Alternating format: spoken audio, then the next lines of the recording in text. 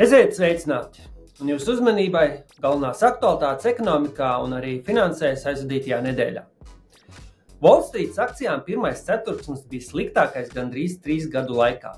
S&P 500 gada pirmajos 3 mēnešos nokritās par 4,6%, kas ir sliktākais rādītājs kopš 22. gada 3. ceturkšņa. ASV Federālo rezerves sistēmas dati liecina, ka Eiropas investori pagājušā gada beigās turēja aptuveni 9 triljonus ASV dolāru ASV akcijās, kas ir aptuveni 17% no kopējās ASV tirgus vērtības un nav tālu no visu Eiropas akciju tirgus kapitalizācijas. Pagājušā gada beigās 10 uzņēmumu akcijas veidoja gandrīz 1/4 daļu no pasaules kopējās publisko akciju tirgus kapitalizācijas. 9 no tiem ir no ASV. ASV veido 64% no visu pasaules akciju vērtības un gandrīz 73% no attīstītajiem tirgiem, kas norāda uz ASV milzīgo lomu finanšu pasaulē. Viens ASV dolārs, kas ieguldīts ASV 1900. Gadu sākumā, līdz gadsimta beigām pieaug līdz $899 reālā izteiksmē. Tas pats dolārs, kas tika ieguldīts pārējā pasaulē, bija tikai $119 vērts. 21. gadsimta pirmais ceturksnis uzrāda līdzīgu plaisu. 2000. gada sākumā ASV ieguldītā dolāra vērtība 24. gada beigās, izņemot inflāciju, bija $3,28.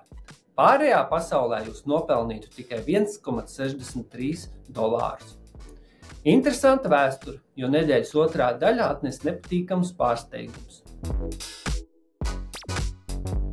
Pirmdien ASV S&P 500 pieauga par 0,6%, bet Nasdaq zaudēja 0,1%. Pēc marta kritumiem pirmais ceturksnis noslēdzās attiecīgi ar -4,6% un -10,5%. Ķīnas PMI indeks bija nedaudz labāks nekā gaidīts, tāpat kā Japānai, lai gan pēdējā joprojām uzrāda samazinātu aktivitāti. Kā gaidīts, Austrālijas centrālā banka atstāja nemainīgu bāzes procentu likmi 4,1% līmenī un uzsvēra piesardzīgu nostāju attiecībā uz perspektīvu, taču atcēla iepriekšējo formulējumu par piesardzīgu nostāju attiecībā uz turpmāku procentu likmju samazināšanu.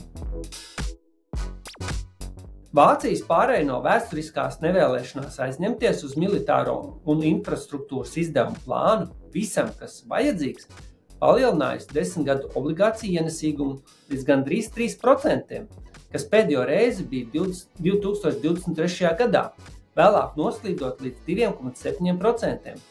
Tas savukārt ir palielinājis obligāciju ienesīgumu citās valstīs, piemēram, Francijā un Itālijā. Francijas 10 gadu ienesīgums palielinājās virs 3,6%, kas ir augstākais līmenis vairāk nekā 10 gadu laikā. Itālijas ienesīgums pirmo reizi kopš pagājušā gada jūlija sasniedza 4%. Akciju tirgi otrdien noturējās, neskatoties uz konfidences samazināšanos ASV apstrādes rūpniecībā.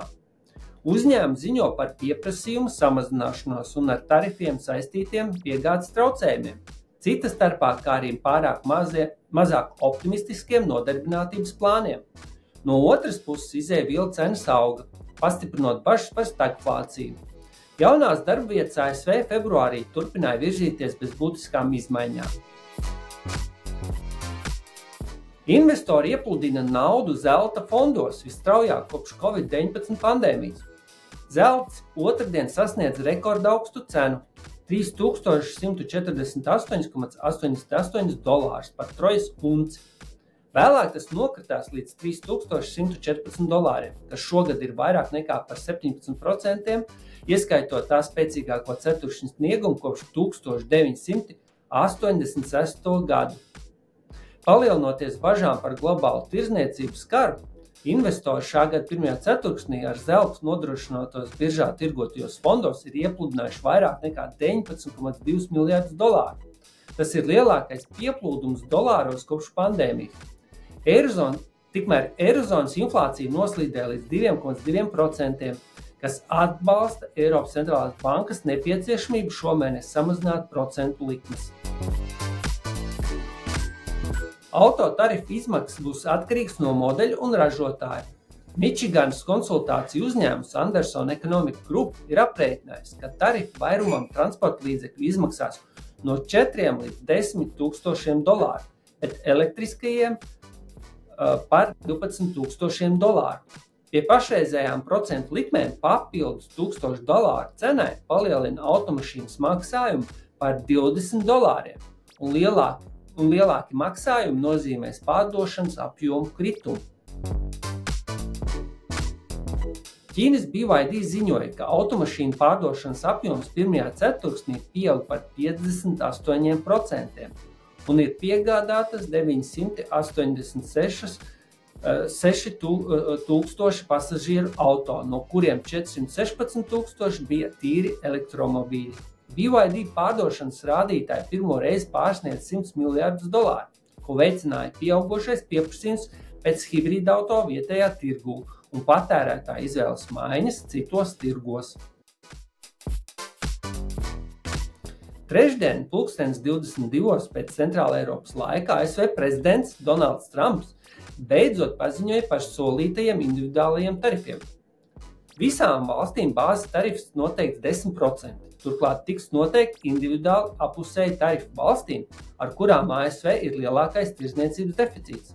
Ja salīdzina reģionus, daudzas Āzijas valstis ir augstākajā līmenī, bet Ķīna ar 54% ir viena no augstākajām. Ziemeļamerikas un Dienvidamerikas valstis atrodas zemākajā līmenī, daudzās ar tarifu likmi 10%.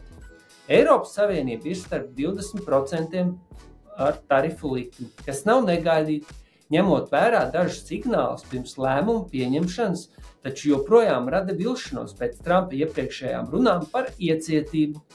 Precēm, uz kurām attiecas nozaru tarifi, piemēram, tēraudam un alumīnijam, kā arī automašīnām un automašīnu detaļām, netiks piemēroti savstarpējie tarifi, bet tiks saglabāti iepriekš saskaņotie tarifi 25% apmērā. Piedāvātie tarifi ir augstāki nekā gaidīts, un tas negatīvi ietekmēs izaugsmi, taču mēs joprojām neredzam, ka tas izraisītu ASV lejupslīdi. Akciju tirgus ceturtdien strauji kritās pēc Trumpa paziņojumiem par tarifiem. S&P 500 kritās par 4,8%, jeb $2,5 triljoniem. Nasdaq kritās par 6%, kas ir lielākais punktu kritums līdz šim un lielākais procentuālais kritums kopš 20. gada 16. marta, bet Eurostoxx 50 samazinājās par 4%. Arī dolāra kurs strauji kritās, kas izraisīja diskusijas par tā patvēruma reputāciju. Savukārt eiro, jēnas un šveices franka kursi būtiski pieauga. ASV un Vācijas 10 gadu ienesīgums samazinājās attiecīgi par 5,5 bāzes punktiem un 7 bāzes punktiem, kam sekoja vairākas citas valstis pēc tam, kad tirgus cena tika noteikta ar 50% varbūtību, ka Fed šogad nodrošinās 4 ceturkšņa punkta likmju samazinājums. Nafta tika izpārdota pēc tam, kad OPEC Plus maijā negaidīti palielināja piedāvājumu 3 reizes nekā plānots un cena paslīdēja zem $70. Francijas prezidents Emmanuels Macrons aicināja Eiropas uzņēmumus apturēt investīcijas ASV, vienlaikus mudinot Eiropas Savienību vērsties pret amerikāņu tehnoloģiju uzņēmumiem, reaģējot uz tarifiem. Trumps arī paziņoja, ka ir gatavs pazemināt savus tarifus, ja citas valstis varētu piedāvāt kaut ko fenomenālu, kas varētu liecināt, ka Baltais nams ir atvērts sarunām. Gandrīz ceturtajai daļai Eiropas banku ir nepietiekams ASV dolāru finansējums, lai sektu savas valūtas riska darījumus un veido nestabilitātes riskus. Eiropas Savienības banku regulātori ziņojumā norādīja, ka 60 no 267 bankām ar ievērojumu ASV riska darījumu apjomu nav pietiekami daudz dolāru finansējumu. Tas rada bažas par Eiropas Savienības neaizsargātību pret jebkādu ASV dolāru finansējuma pieejamības problēmām, kas ir Eiropas finanšu stabilitātes risks. Stellantis zīmola Jeep Ram un Chrysler ražotājs paziņoja par 900 darbinieku atlaišanu 5 ASV rūpnīcās un uz laiku pārtrauks ražošanu Kanādā un Meksikā, iezīmējot pirmo reakciju uz Trumpa uzsākto tarifu karu. Tikai 7 stundas pēc tam, kad stājās spēkā 25% tarifs visām ASV importētajām ārvalstu automašīnām. Piektdien ASV akciju tirgi piedzīvoja ievērojumu kritumu, ko izraisīja sāsinātās tirdzniecības attiecības starp ASV un Ķīnu. S&P 500 indeks samazinājās par 6%, bet Dow Jones Industrial kritās par 5,5%, bet Nasdaq zaudēja 5,8% no savas vērtības. Šie kritumi sekoja Ķīnas paziņojumam par 34% tarifu piemērošanu ASV precēm, kā arī ierobežoja redzemju metālu eksportu. Neskatoties uz spēcīgu nodarbinātības ziņojumu, tirgus dalībnieki bažījās, ka ilgstošs tirdzniecības konflikts varētu novest pie recesijas, un Federālā rezerves sistēma brīdināja, ka tarifi varētu vēl vairāk veicināt inflāciju. Kopš Trumpa tirdzniecības kara sākuma februāra vidū S&P 500 ir samazinājies par 17%. Salīdzinot ar novembra sākumu, kritums ir 11%. Tomēr tirgus līdzšinējais vērtējums ir tāds, ka riski izaugsmē ir lielāki par inflācijas riskiem.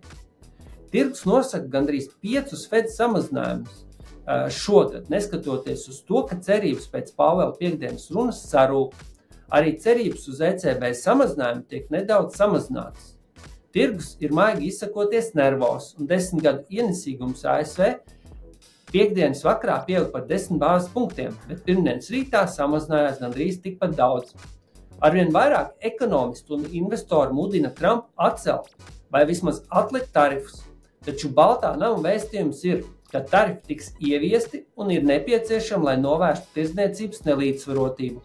Pēdējais vārds par tarifiem nav pateikts, un būs ļoti interesanti redzēt atbildi ne tikai to, kā rīkosies Eiropas Savienība. Jau tagad starp Itāliju var saskatīt konfliktu, kas ir ar dažu mazu valstu atbalstu varētu bloķēt stingrākus pretpasākumus ASV, ko pieprasa Francija un Vācija.